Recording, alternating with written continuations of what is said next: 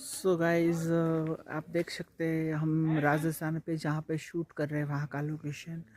ये आश्रम है, आप देख सकते हो इतना प्यारा है।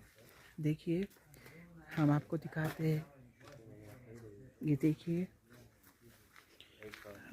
और देख सकते हो आप लोग इतना ये पुराना है घर, देख सकते हैं आप।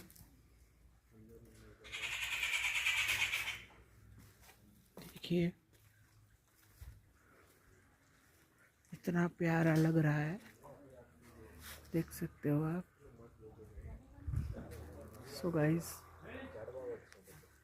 इतना प्यारा है लोकेशन, और आप देख सकते हैं हम लोग यहाँ पे शूट कर रहे हैं।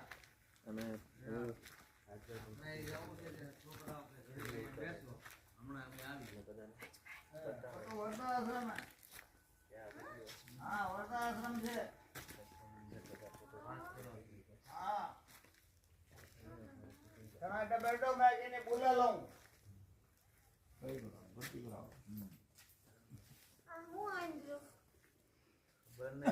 છોકરાએ તો